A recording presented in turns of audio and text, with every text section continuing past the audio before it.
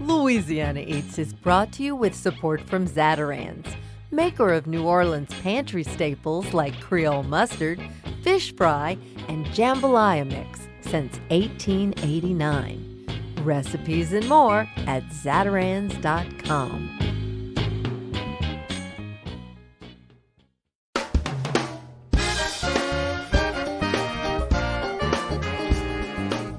From our studios in the Southern Food and Beverage Museum in New Orleans, this is Louisiana Eats. I'm Poppy Tooker. Are you renowned for your salad dressing? Or maybe you're a backyard barbecue legend thanks to your sauce. If you're a foodie and have a bit of the entrepreneur in you, the food business just might be your future. And if you live in New Orleans, you're in good company. Culinary entrepreneurship is at an all-time high in the Crescent City, with more innovators jumping on the food industry train every year. On this week's show, we speak with young and established entrepreneurs who are making a mark on the field of hospitality in New Orleans. We begin at Tulane University's A.B. Freeman School of Business with a panel of local professionals discussing how they got their start. Neil Bodenheimer tells us how he navigated the ups and downs of business while establishing his craft cocktail bar, Cure. And Vance Vaucresson shares the remarkable story of his family business, including stories of his father navigating life as an African-American restaurateur in the 1960s. After the panel, we're joined by local entrepreneur Orlando Vega, whose catering and pop-up operation, Congreso Cubano, serves traditional Cuban and Caribbean cuisine. Then, we meet Becky Wasden of Two Girls, One Shuck, and Barrie Schwartz of My House Social. Those two innovative women fill us in on how they're working together to showcase the New Orleans culinary scene at big events. It's all about building a biz on this week's Louisiana Eats.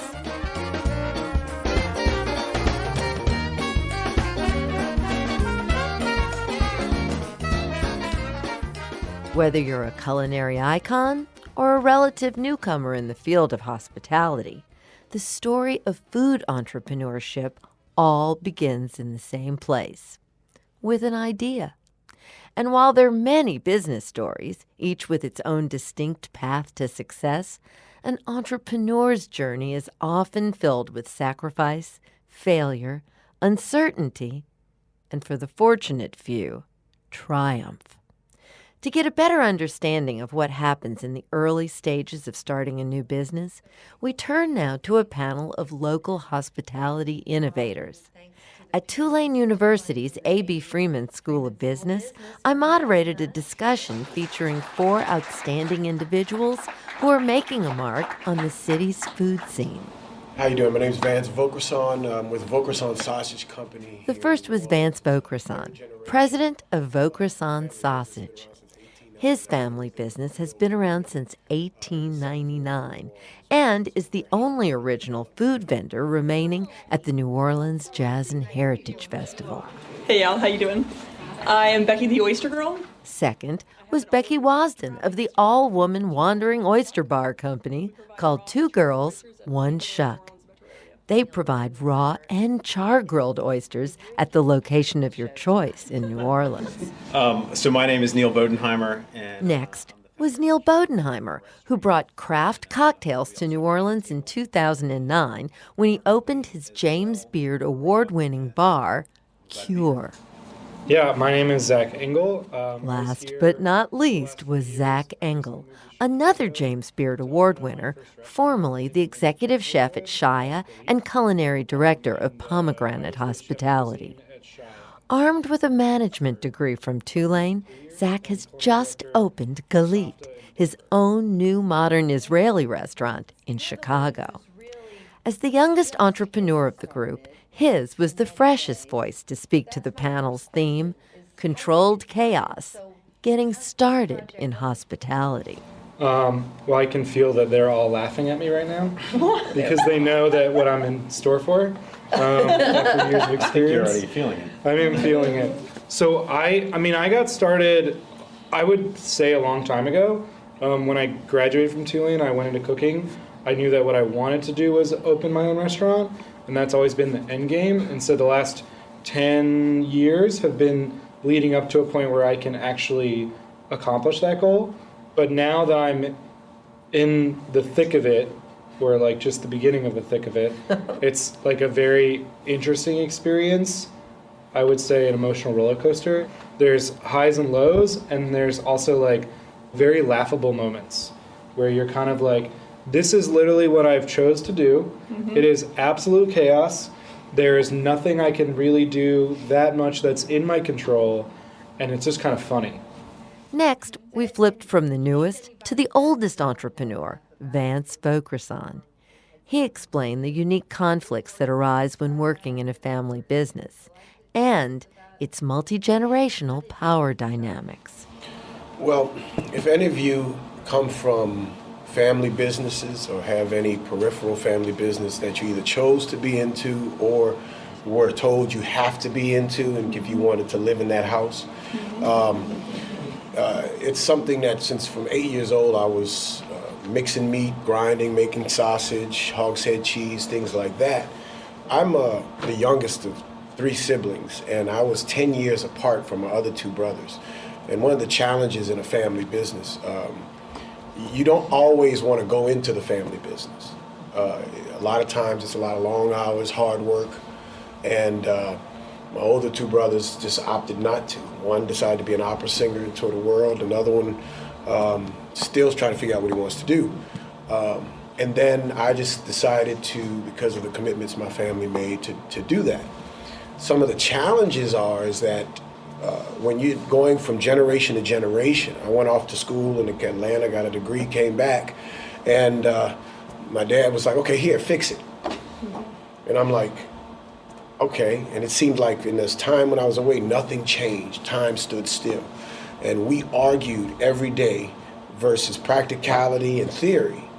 And every time I brought an idea, he would say, oh, well, you know, I've been doing it like this way for years, your grandfather, and we're not going to change anything. And I said, but if we want to grow, if we want to do anything, we have to make some changes. Like Vance, Becky Wasden grew up in a household with a parent who managed a business, which in turn helped spark her entrepreneurial spirit. Becky explained how she cut a path to own and operate her all-woman company. 2 girls, 1 shuck.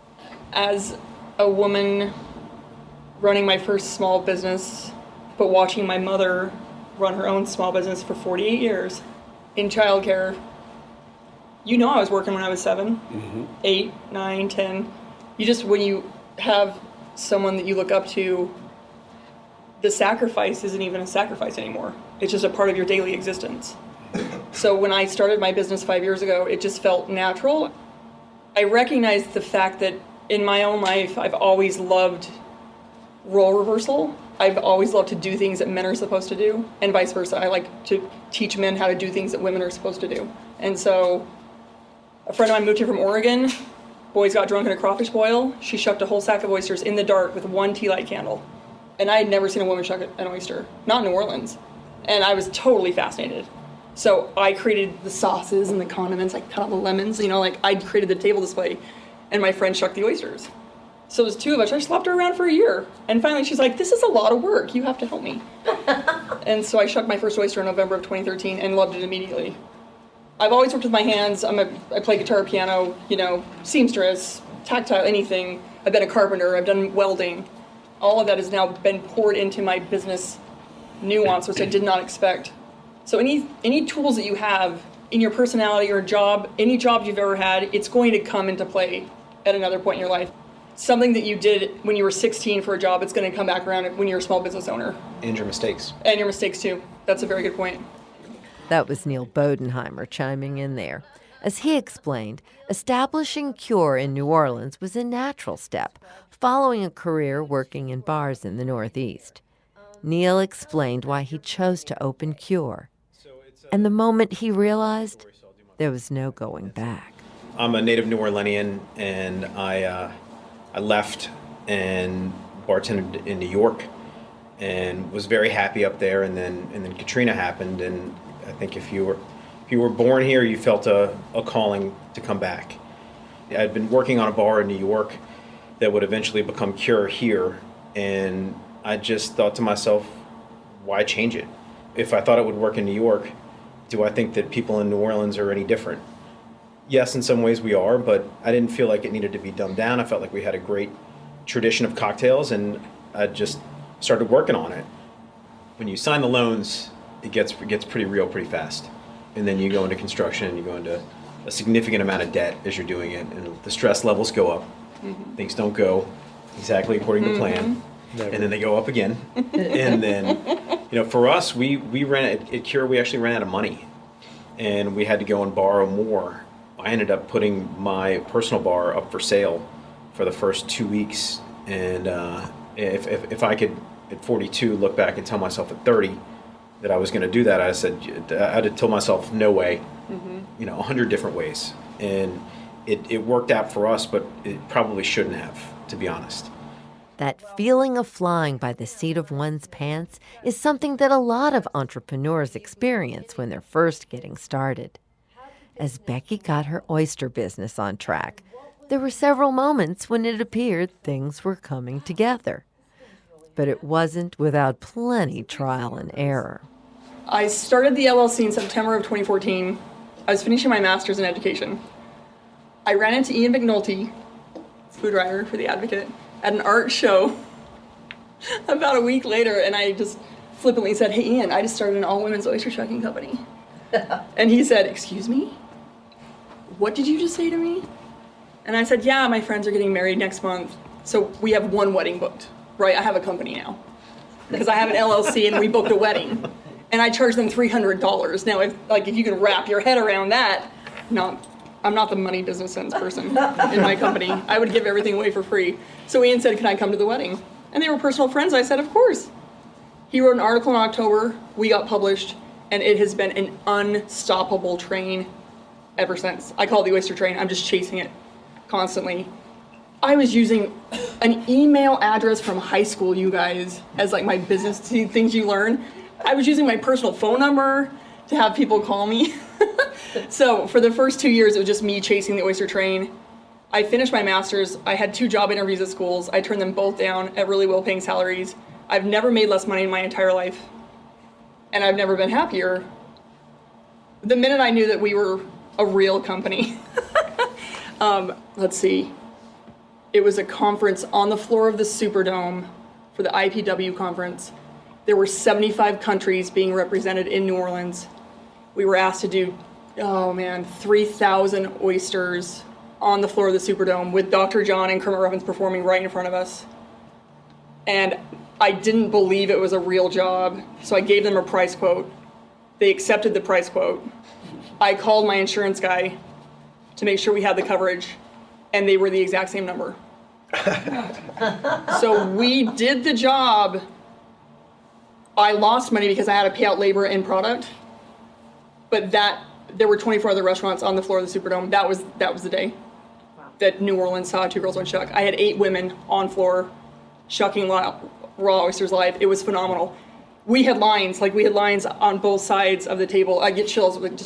They gave us one of those little foam signs, and I keep that in my office. I'm like, you cost me so much money. But this was the moment that I was like, this is a real business. Zach Engel listened closely as the other panelists discussed the moment when their vision became reality. With his new Chicago restaurant almost open, at that moment, he could only speak as someone close to achieving their dream. Yeah, I think it's come, so it's come in a few different ways. It still doesn't totally feel real. Until that kitchen is set and the food is in and guests are walking in, it probably won't really feel real. I'm very fortunate to be able to, without doing anything, get a significant amount of press for the opening for a lot of reasons, but that has never really felt real. Do you guys know David Chang from Momofuku Restaurants in New York? He's got a great podcast that I listen to all the time, and he just kind of like talks with other people about hospitality and how it relates to other things. He's always talking like he has imposter syndrome, which is like he never feels like it's real. That's literally how I live my life. Like I never feel like anything that I do is ever actually the real thing, which keeps me moving forward to feel like I have to, like, for whatever reason, prove it to people. It's like a motivational tool I have for myself. But, like, so all that stuff never feels real. Like, when I see the stories come out, oh, this restaurant's highly anticipated in Chicago, I'm like, okay, cool, that makes me nervous because I have to live up to the hype. But the big thing is, like, when I wrote that first 6-figure check for rent deposit, that's when it feels real. Yeah. That's when you're like, I'm playing with the big boys now, and everything's on the table. This is, like, the whole Megillah right now.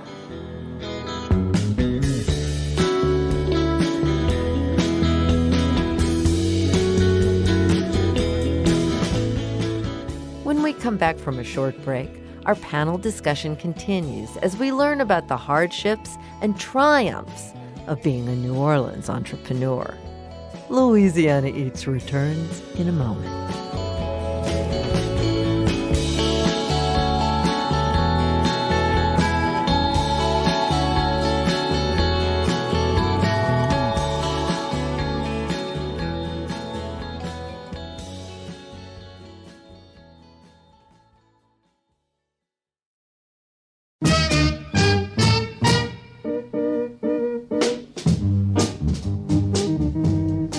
Poppy Tooker, and you're listening to Louisiana Eats, edible content for Louisiana food lovers.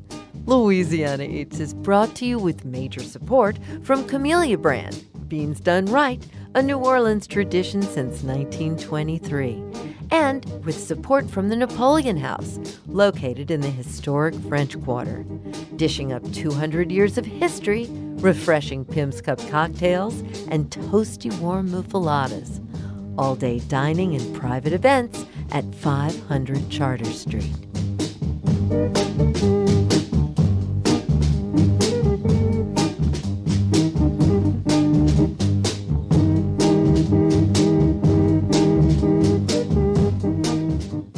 We return now to Tulane University's A.B. Freeman School of Business, where earlier this year I moderated a panel of 4 New Orleans culinary entrepreneurs to learn how they got their start. We spoke about the process of establishing a new business.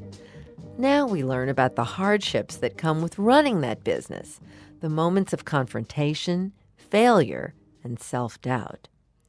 We pick it back up with Vance Vaucresson, president and third-generation owner of Vaucresson Sausage. Vance filled us in on the story of his family's business and the struggles that come with being an African-American entrepreneur in the past and in the present. He captivated the room as he spoke, beginning with the tales of his father, Sonny, a prolific New Orleans businessman. My dad was quite an entrepreneur. He was probably an undiagnosed ADHD person. He couldn't sit still, and he went from business to business to business. He had a 24-hour package liquor store. He had a cigarette distribution company. He had the meat market. He had a real estate company. But then in the mid-'60s, he decided to partner with a guy named Larry Borenstein, who started Preservation Hall. And they decided to open up a Creole restaurant at 624 Bourbon called Vaucresson's Cafe Creole. Now, the thing is, at the time, no person of color was allowed to have or had ever had a business post-Reconstruction on Bourbon Street. As you know, there's a lot of people in New Orleans that you look at and you think they might be white, and you're like, wait a minute, or what are they? Well, my dad had sky blue eyes and just looked just like a white man. And he navigated the quarter, and no one questioned him when the time came up that they wanted to do this restaurant. When they went to open it, they had an organization called the Bourbon Street Merchants Association. I think it still exists today. They had a meeting at the Quarter Two Sisters. And my dad went with Larry, and he sat at the table. And a gentleman who owned a business on Bourbon Street came and said, Hey man, how you doing, Sonny? Everything's good? Oh, great, everything, blah, blah, blah. And all of a sudden he switched. He started looking around the room and he says, where is he? And they said, who are you talking about? That nigga that's moving on Bourbon Street. He's gonna have our property values go down. Those people are gonna think they can come to our restaurants and do all of this type of stuff. So Larry looked at him and said, hey man, I know him. I'm gonna introduce you to him. So the guy's like, where is he? He said, you know Sonny? He's like, yeah. He said, that's the new on Bourbon Street. And the guy, my dad told me, he said he turned red, got up and left before the meeting started. My dad says, son, he says, I used to see him all the time. He says, he used to avoid me. He says, not because he was racist, because at that point he was embarrassed, because he knew me as a man. We stayed in the quarter for about 9 years. Bourbon Street changed. The restaurant business changed. We sold it, moved out, went back and had our meat market. And then my dad got this big idea. I want to have a sausage processing facility. We struggled for a long time, and then finally, they had a gentleman who had the largest grocery store chain in the city, John Schwegman. We finally got in Schwegman's. And then from there, we went to Winn-Dixie, we went to Canal Villery, we went to Sam's, we went to all of them and got in their stores. We started doing this, the Orleans Parish School Board, Jefferson Parish School Board. And in that time frame, we had people who told us, we're going to put y'all out of business. We had processors that said, oh, we'll put you out of business. All because we were a minority company. They didn't want us to come into those play areas to try to make and bid us out. The stuff they were doing, we knew it was illegal. And they did whatever they could, but we stayed. We were in so much debt. We had lines of credit maxed trying to compete just to float money, to bid and bring all this stuff in. We just kept fighting. Eventually, they called us and said, we want to wave the white flag. We want to go ahead and say, look, you keep these, your products, and let us have the rest. I said, well, we're going to keep our products, and we're going to take a few of the other ones just because you put us through this foolishness. And everything was good, and then Katrina hit. And the one thing that I learned is called crisis management. Unfortunately, we don't have time for Vance's post-Katrina tale in this episode, but you can access the whole conversation online. I'll tell you how after the panel. Next, we turned it back over to the newest entrepreneur, Zach Engel. I asked him about his troubles trying to get that new restaurant open in Chicago. I'm in this interesting phase that stuff just keeps happening poorly. I took over an existing restaurant space.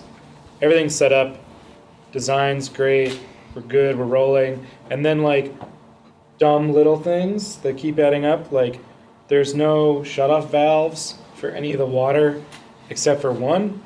So if I turn off the dishwasher to fix it in the middle of service, I have to shut off all the water of the restaurant. So now you got to pay a plumber to put shutoff valves everywhere. Water heater broke, not because of us, because of potentially landlord negligence before we got the space. So then it's like, oh, $10,000. Like you just have to spend it because you don't have an option. You're not going to pass a health inspection without hot water. Not that I wasn't going to work hard, but now there's 17 million things on the back that are like, now you got to work harder to get that money back. And so it's like, I'm in this interesting part where it's consistently just like hitting you with little pebbles until you like try to give up, but you just kind of have to keep going. Death by 1,000 cuts. Yeah. Oh my God, it's crazy. Neil Bodenheimer of Cure spoke next. Well, I mean, I will say that I think that brings up a great point. There are so many highs and lows in this business, and trying to keep level, I think, is critically important, because if you go on that emotional roller coaster, you're going to drive yourself crazy. For us, I mean, closing a business, it's hard. You put a lot into a business to get it going, and I'd be lying if I said there wasn't ego in it, in pride, and when you do it and you have to make those decisions, it's hard not to go into a funk about it. When bad times happen, the strong survive, and you just have to make sure that that bad times are going to happen. It's not always going to be great, but you have to do your best to try and know that bad times are going to end and good times will start, but you have to be strong to get to the good times. Becky Wasden of Two Girls, One Shuck remarked on the problems that can arise when you've had too much success. We started growing so quickly that by year 3, I had purchased enough equipment to do 4 events a day at the same time. Imagine we do a lot of weddings, and there are certain calendar dates where we were training down 12 brides. So I just plowed forward, staffed up. We have 24 girls on staff right now. And that was spring of 2 years ago. And it was not fun. It just wasn't fun anymore. It was so grueling. We were burning out the girls. We were burning out the equipment. We were just constantly on the go. I really had to check myself and say, where is the joy in what we're doing? I also, the bigger we grew, the farther I have become from the clients, which is hard for me. I'm a people person. I love to meet people. I love to know them, shake their hand, know their name, know their kids. I'm just really, that's an intimate part of why I started the company. So that's been very hard for me to just trust that the brand itself just really resonates with people. If I'm ever really, really frustrated or down, I'll just go on a job. I had a last minute sub in for a wedding last weekend. Having coordinated with this bride for a year and a half of your life, you talk to these people. You know their names, you know their parents' names, you know their event planners' names, you really get to know them personally. To be able to be there with her and her family, and they just loved everything we did for them. She asked to take a photo with us. That's the moment when the bride is like, can I have a photo with you? Oh, yes, how cool is that? So those are the little joys, the people. Vance Vaucresson picked up where Becky left off, explaining the exhilaration he feels when he's developed positive relationships with his customers. When you meet those customers, when you service them at the best of your ability, and they come back over and over again, and they come and they tell you stories about your product, about how they had some type of momentous memory that involved your product and participation. I'll do a festival, and I get people I can't even be in my booth anymore at Jazz Fest or French Quarter Fest, because if I do, people want to stop and talk to me, and they want to tell me stories, and they want whatever. And then my wife is sitting there saying, "Can you move, please? I gotta serve these people." The thing is, that's when you know you've done something. When they come back, I got a guy that comes Jazz Fest every year. They open the gates, I can see him running, first day, from Chicago. He comes running. Now he's got a limp, he's a little older, but he comes every year. He runs, and he comes, he says, "I want to be your first customer every year. I love this stuff." And that in itself is all that you need. With all the struggles and all the pain, it's those customers. That's why you're doing this. You're doing it for them. Because without them, you have nothing. When they leave you, their mouth is the best marketing. They will tell somebody. And with social media the way it is, one post can make you or set you back. Customer service is tantamount. So that would be the thing, the joy of serving your customers. Yeah, I think there's a lot of joy. Again, Neil Bodenheimer. I think it's taking care of your guests, and I think it's, one of the things that we talked about when we talked about the agony is getting away from the things that you love about the business. That's where the agony comes in, is when you step away from the things that got you in the business. And when those creep up, and they creep up every day, but it's focusing on the things of why you do it. I get I get a lot of joy from my guests, but I get even more joy sometimes from my teams. I just love them. And it's about being around different people and about trying to achieve a common goal. And I just think that there's something really gratifying about it. And, sometimes it's people enjoying your product. Sometimes it's the relationships you make with your guests. It's the relationships you make with your people and your teams. And it's just in general, just striving to do something that you think is good and saying, hey, world, I think this is good. I hope you do too. That was Neil Bodenheimer, Zach Engel, Becky Wasden, and Vance Vaucresson speaking with me at Tulane University's A.B. Freeman School of Business. A video of the entire discussion, produced by Jonathan Evans and Marion Gay, is available for viewing on our Louisiana Eats YouTube page. Visit poppytooker.com for the link.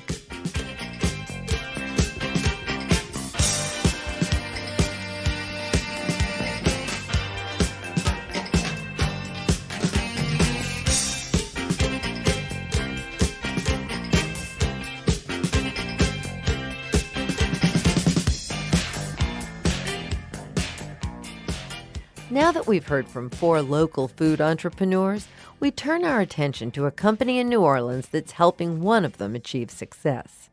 Barrie Schwartz is the founder of My House Social, a business that works to showcase local food talent. She joined me in the studio along with Becky Wasden of 2 Girls, 1 Shuck to explain what it is her company does.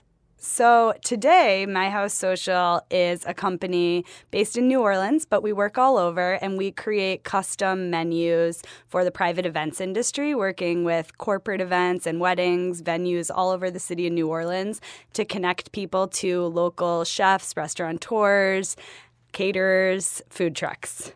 My House Social didn't start off exactly as it is today. No. Your company has morphed Yes. tremendously over time. Yeah, it has been quite an evolution.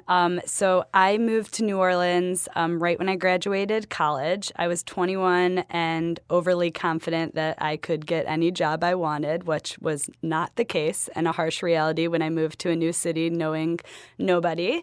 And I was waitressing at Coquette, and my whole life had always loved dinner parties and had always been like the non-chef that's friends with the chefs and like hanging out in the kitchen. And there was an amazing pastry chef at Coquette, Nini Nguyen, who is actually just recently on Top Chef.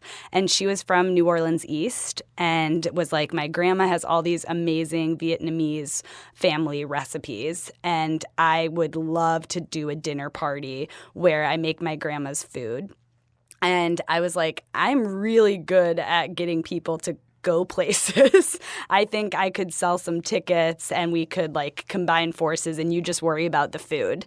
And she was like, that's awesome. You should do this with a bunch of different chefs and just call it My House and do it at your house. And I was like, that's a really great idea. So that is what we started doing. And Nini and I sold out. And then all of a sudden, all these chefs at Coquette were like, I want to do a My House event. I want to do a My House event. And things morphed from there. Totally different from what we do now.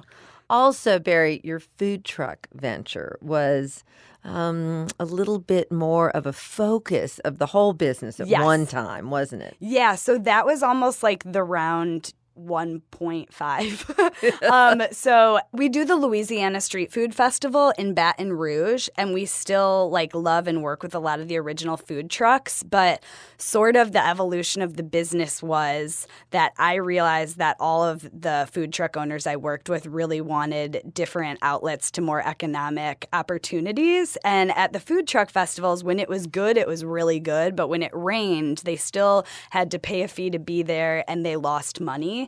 And when we did our first catering event, which just happened by chance, I realized, wow, that's a guaranteed payment for chefs. And a lot of chefs I know don't always know how to or want to promote themselves to get corporate events and weddings. So that was how we morphed into what we are now, which is more of like a curator between the chef world and the event world. That's so fascinating. And Becky, you often have had an opportunity to work with Barrie on some of her projects. Yes. We've seen each other through many years of evolution. Yes. It's particularly exciting when we collaborate with people like My House Social, because first and foremost, they can get us in touch with clients that we may not have found ourselves. The first few years when 2 Girls, 1 Shuck was starting to get a little bit of traction in the city, that's when My House, NOLA at the time, and has now evolved to My House Social, that was a really foundational change for us, being paired with other chefs that were doing higher end parties, including weddings. It was very exciting to see our exposure become so vast because we started to get these amazing collaborations. I mean, we work with actually over 65% of our clients are destination, and they we're always trying to show them not only Louisiana, but be like, do you want vegan ice cream sandwiches? Do you want a drip affogato bar? And everybody is like, we want Gulf oysters, we want local food, and we want to highlight the chefs and people that are doing that. And yeah, I mean, working with Two Girls, One Shuck, besides the fact that they use these amazing Gulf oysters, is the customer service and like the way they make guests feel is sort of unparalleled to anything I've ever seen. Like, they are smiling no matter what. We have worked together in like near hurricanes, pouring rain, and there's everybody on the team of Two Girls, One Shuck will just pick up, find a location that works best. They'd come prepared and they take care of everything they take care of. And it's so beautiful. When we come on site, it's extremely simple. Full amenities, traveling oyster bar by design. Meaning my goal designing my business was to go into any venue, any person's home, any property, and have the host of the party provide nothing. The ease of us coming with table, linens, ice, oysters, condiments, and then on the flip side, taking everything away was equally as important. But to go from pushing the envelope on what was once a 25-cent oyster to providing a service that is an actual oyster experience, we've come a long way, baby. And we do make payroll. And I'm very proud of that. That's amazing. Oh, my goodness. Well, I'm so proud to know the both of you. Thank you. If you had any advice for the budding, let's just go all the way and say female entrepreneurs, shout out to the girls here. Yes. Girl power. What would you all say to the ladies out here dying to become the next Becky, the oyster girl, or the most social Barrie? What would you say? I would say do not let a field that might be heavily male-dominated stop you from making change. And I've been incredibly lucky that from the very beginning of this concept, I have had 100% support from every industry member, be it male or female, every distributor, every vendor, every shucker, every restaurateur, every chef I've ever met. No one has ever said, what do you think you're doing? Every single one of them have looked at me and said, you go, girl. This is fantastic. So go big. Even if it seems to be a job that only a man could do, or maybe once you just saw a man doing it, we can do it too.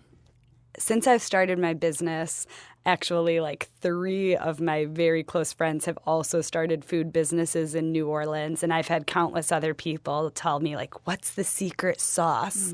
And just to generalize for the sake of making this point, I think a lot of social conditioning between the difference between men and women is men have just been like lifted up to like, you can fake it till you make it and it's all going to work out. And I think that us as women, we need a little bit more of a push to fake it till we make it. Like, we want to be like, we're only going to present ourselves when we know we're the expert. We can be perfect. We can do it.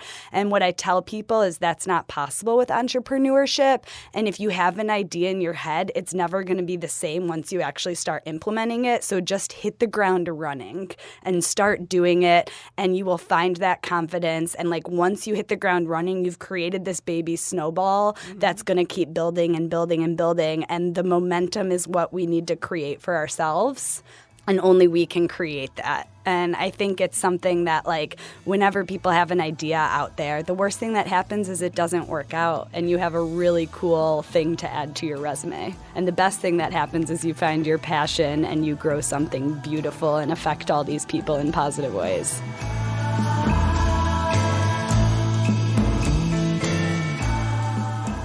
Barrie Schwartz of My House Social, and Becky Wasden of Two Girls, One Shuck.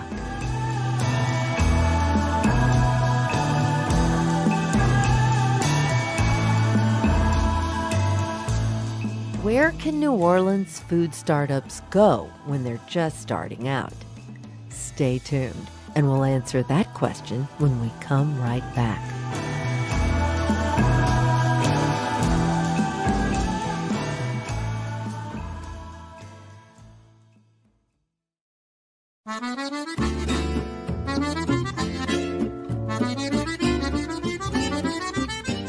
I'm Poppy Tooker, and you're listening to Louisiana Eats, edible content for Louisiana food lovers. Louisiana Eats is brought to you with major support from Popeye's Louisiana Kitchen. Are you a bar or restaurant owner, or do you work in a bar or restaurant? Get involved this year with Dine Out for Life, Crescent Care's largest annual fundraiser. This year, we're making a full week of it, starting on Sunday, June 2nd, with a dim sum drag brunch at Maypop, sponsored by Monkey Shoulder. They're taking brunch reservations at Maypop now, but every restaurant and bar can be involved in this year's Dine Out for Life. All proceeds from Dine Out for Life benefit Crescent Care, a full-service health provider with sliding fees designed specially for the hospitality industry. Learn more at crescentcarehealth.org.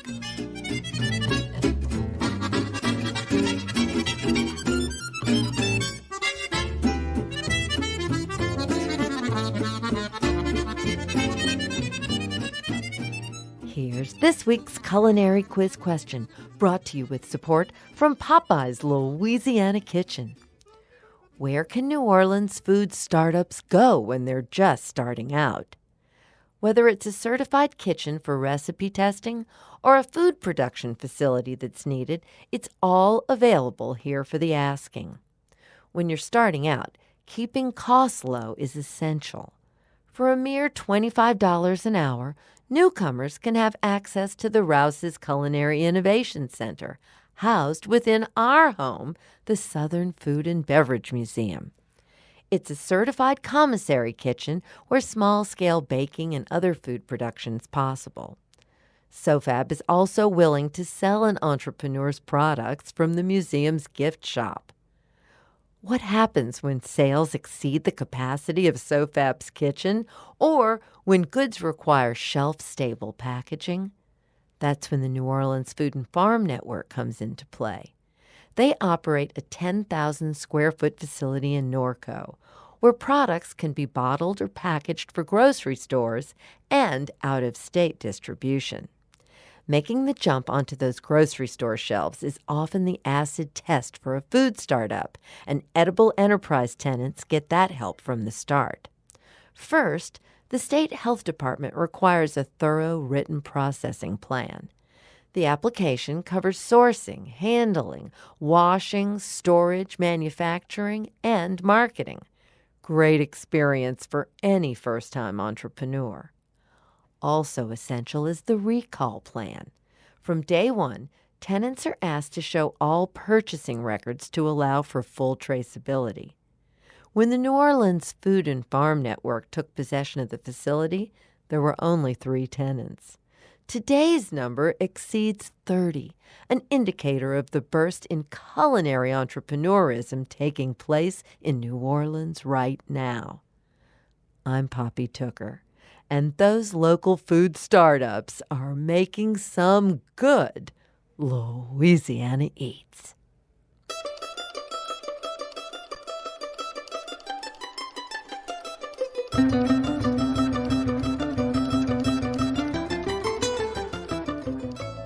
My name is Orlando Vega of Congreso Cubano. Orlando Vega is a Miami transplant and the son of Cuban immigrants. Orlando has taken his passion for his grandmother's Cuban meals and turned it into a thriving catering business, Congreso Cubano. He stopped by our studio to tell us all about how he's keeping his Cuban roots alive here in New Orleans and how he plans to take over the world. Congreso Cubano was a brainchild of just homesickness. I one day decided to make some medianoche sandwiches, and everyone loved them. And then I think one day I decided to make some carne asada, and everyone loved it. And then the next day, my friend and I posted up outside the Marigny Opera House with a table full of Cuban sandwiches. I didn't even have a name. I think we had 20 sandwiches there and some fried plantains. And we sold out in half an hour flat. And when someone asked us, what are you guys called? My good friend Paul just blurted out, Congreso Cubano.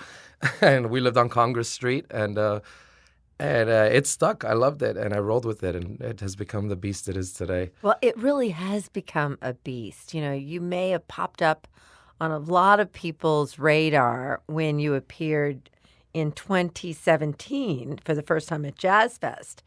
You don't have bricks and mortar, but you got a big catering business. So tell us about all that. I'm trying to sell the story more than than we are making a huge profit every night. We're not selling food that's high luxury end. Our mission statement is to share the flavors of Cuba that we feel have such a significant place in New Orleans history, to share those flavors with our community and share them in a non-alienating way. This is comida casera y cocina casera. This is home food. This is sharing food. This is family food where it comes from. And we don't want to dress this up. I don't want to serve you my grandmother's dish for $40, full of bells and whistles and with all the frills. And we want to serve this to you the way we grew up enjoying it, which is non-alienating, humble, inviting, in an inviting way. So we love our story. We love what the story our food is trying to tell. But also it's a story of knowing your limitations. The only capital I invested when we started this was my tax return for 2015, I think it was. And slowly, I started rolling croquetas out of the trunk of my Honda Element and putting things together on little picnic tables in yards without any equipment. And it was very organic. And we wouldn't be here without the friends and family supporting us. But yeah, we had a lot of limitations. We still do. We don't have a brick and mortar.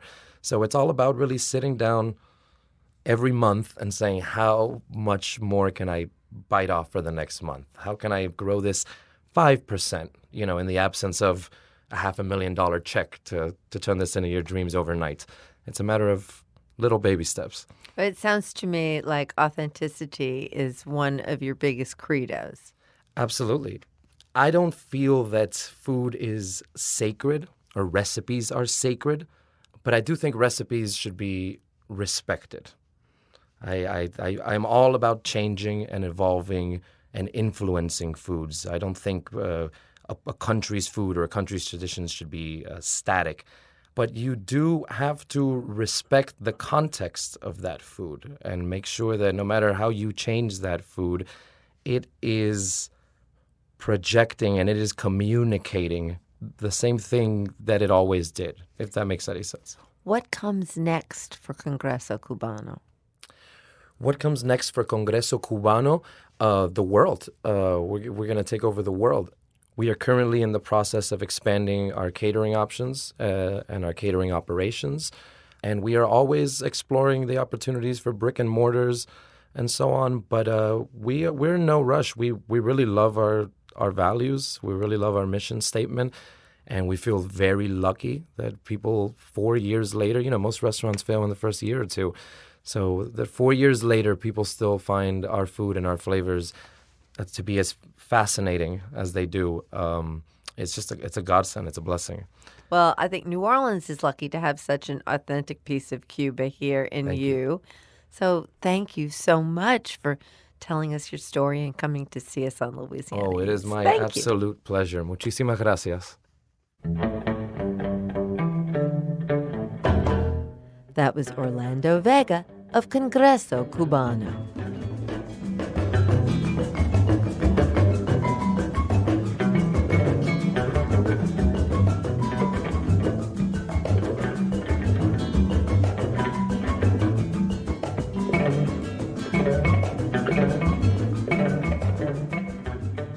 That's it for this week's edition of Louisiana Eats, edible content for Louisiana food lovers.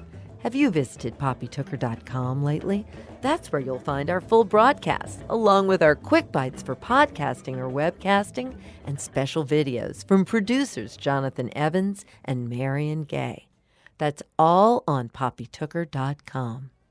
Louisiana Eats is made possible with major support from Popeye's Louisiana Kitchen, Zatarain's, and from Camellia Brand Beans. Additional support for Louisiana Eats is provided by the Shreveport-Bossier Convention and Tourist Bureau and Dickie Brennan's Steakhouse, a local New Orleans steakhouse serving prime beef and Louisiana Wagyu in New Orleans, French Quarter. Original theme music composed by David Pomerleau and performed by Johnny Sketch and the Dirty Notes. Big thanks to senior producer Joe Schreiner and special projects manager Reggie Morris, and to our business manager and social media maven Maddie Mulladoo. Come visit us anytime in our Louisiana Eats studios at the Southern Food and Beverage Museum. We're on Instagram and Facebook too.